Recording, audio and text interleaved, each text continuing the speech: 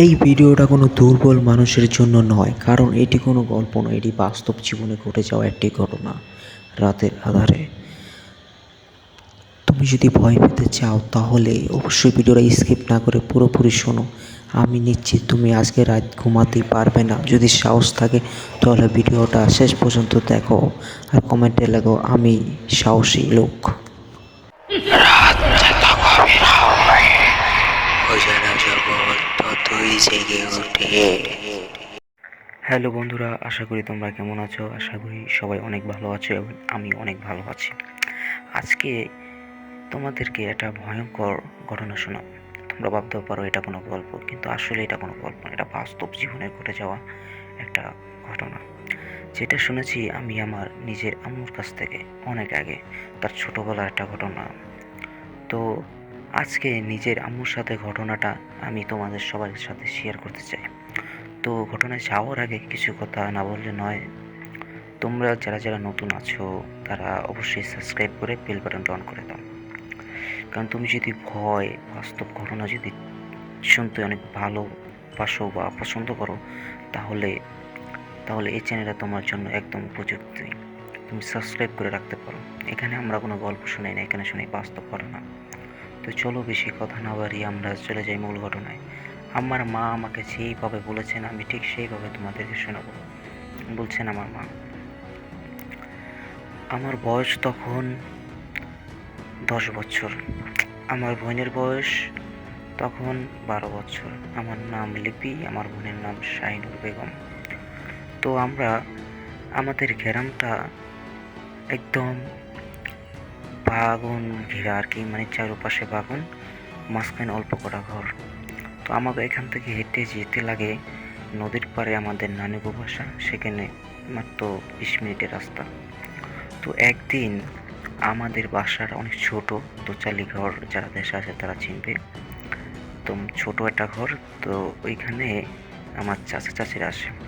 তো মেহমান আসার কারণে এখানে অতটা জায়গা থাকে না যে আমরা দুই বোন ঘুমাবো। তো আমার মা আমার বড় বোনকে বলছে, কিরে শাহিনুর, আজকে তো ঘরে অনেক মানুষ, তো আজকে তোরা তোদের নানির বাসায় যেয়ে থাক, আজকে রাতটা সেখানে কাটা। আজকে তো মেহমান এসে, মেহমানদেরকেও থাকতে দিতে হবে। তাই আমার বোন ছিল অনেক সাহসী, সে আম্মুর কথাই বললো, কিন্তু আমি তো অনেক ডরানো ভীতু টাইপের মেয়ে ছিলাম। তো আমি কিছুটা ভয় পেয়েছিলাম। তো আমার বোন আমাকে বলছে, ভয় পাস কেন, আমি আছি না। তারপর আমাদেরকে একটা হারিকেন দিছে, হারিকেন দিয়ে আমাদের বলে যা। তো আমি আর আমার বোনে তো হাঁটা শুরু করলাম। সেসব চাঁদনিপুরা রাত ছিল, তো অতটা কষ্ট হয়নি আমাদের, মানে পথ চলার পথে রাস্তা। তো আমরা সোজা হাঁটতে লাগছিলাম নদীর পাড়ের উদ্দেশ্যে আর কি, নানিগো ভাষায় যাব। তো আমরা হাঁটতে হাঁটতে তো একটা বিল আছে, বিলটার মাঝখানে আসলাম। বিলটার সামনে দুইটা বড় বড় তাল গাছ আর দুইটা ছোট ছোট খেজুর গাছ। তো ওই জায়গাটা নিয়ে এমনি অনেক কথা আছে।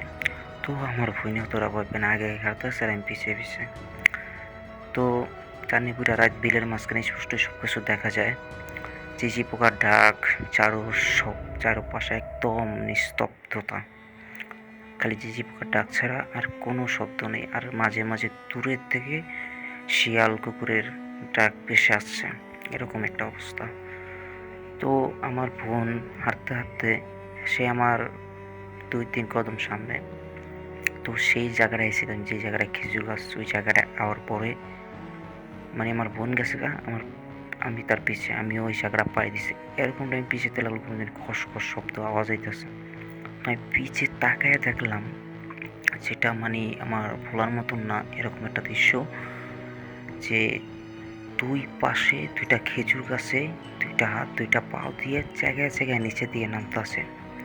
চিলপাড়া এই বড়, চোখ দুইটা লাল টকটকা, চিলপাড়া লেচ্ছে রয়েছে, মানে বাইরে এসে কুকুরে যেরকম বাইরে থাকে, আর মুখ দেখছে লালা। তো এই চাই আমার দিকে মানে হি করে উঠছে, অনেক বিকট শব্দ করছে। তো এই দৃশ্যটা দেখে আমি জোরে দৌড় দিছি। বইনও এটা দেখছে, তো দুজনে দৌড় দেওয়া, এক দৌড়ে দেখছি পিছিয়ে পিছিয়ে দৌড়াইতেছে, একটু লেগে আমার ধরতে পারে নাই। এরকম দৌড় দিয়ে আইসা আমার নানিকে উড়ানে আমার চিকুর দেওয়া ওখানে যাই। তারপরে আমার কিছু এতটা মনে থাকে না। তারপর সকালবেলা ছিল আমার ক্যাম্প ফিরে, সকালবেলা দেখি যে আমার নানু তারা আমার পাশে বসে গেছে। তো আমি উঠে বললাম কি হয়েছে আমার বাকি। নানু বলতেছে তোরা হঠাৎ করে তোরাইতে চিকর দিয়া বললি কি হয়েছে, ঘটনা কি খুললা বলতো। তো পরে সব কিছু আমার বই নিয়ে আমি নানুর কাছে কইছি। তারপরে নানু শুনে বলে ওই জায়গাটা তো এমনি ভালো না, তোরা এটা জানিস, তারপরও কেন এই রাত করে আসলি এখান দিয়ে। বলতেছে আমাদের ঘরে মেহমান আছে তো তার কারণ আর কি। আচ্ছা তাই না, তো ভাগ্য ভালো তবু কিছু হয় নাই, ওই জায়গাটা আসলে খারাপ, ওই জায়গায় আর কোনো সময় যাওয়া আসা করবি না। তো আজকের জন্য আল্লাহ তো করে বাঁচাইছে, যাই হোক। তারপর নানি আমাদের কিছু চূড়া টুরা পরে ফু দিল, পানি পরা দিল। নানি আবার এসব একটু জানতো কবিরাজ টাইপের। তো আল্লাহর রহমতে সুস্থ। এই আমার জীবনে বাস্তব একটা ঘটনা আছে, এটাই ছিল। হ্যালো, ওয়েলকাম ব্যাক, আমি রিপন। এই ছিল আমার মায়ের জীবনে ঘটে যাওয়া বাস্তব একটা ঘটনা, যেটা আমার মায় আমাকে প্রায় ছোটোবেলা অনেক শোনাইতো। এটা কোনো মিশা না, কারণ এটা একদম বাস্তব একটা ঘটনা ছিল। তো বন্ধুরা, আশা করি তোমাদের এই ঘটনাটা ভালো লাগছে। জানি না কতটুকু ভালো লাগছে কি না, তবুও কমেন্ট করে জানাইও। তোমাদের একটা কমেন্টে অনুপ্রেরণা পাই আমি। আর অবশ্যই লাইক সাবস্ক্রাইব শেয়ার করে দিও। আর ভালো লাগলে অবশ্যই কমেন্ট করে জানাইবা। আর তোমাদের সাথে যদি এরকম ঘটনা ঘটে যায় তাহলে আমাদের দ্বারা পাঠাতে পারো। আমার ইমো নাম্বার দিয়ে দিব, তুমি ইমো নাম্বারে আমাকে নক করে তোমার জীবনের ঘটনাগুলো পাঠাতে পারো। তো অবশ্যই সাবস্ক্রাইব করবা, লাইক শেয়ার করবা। আর এরকম বাস্তব ঘটনা যদি পেতে চাও তাহলে চ্যানেলটির সাথেই থাকবা। আমরা ফিরে আসব প্রতিদিন নতুন কোনো বাস্তব ঘটনা নিয়ে। এরকম হতে পারে নেক্সট ভিডিওর ঘটনাটা তোমার। আল্লাহ হাফেজ।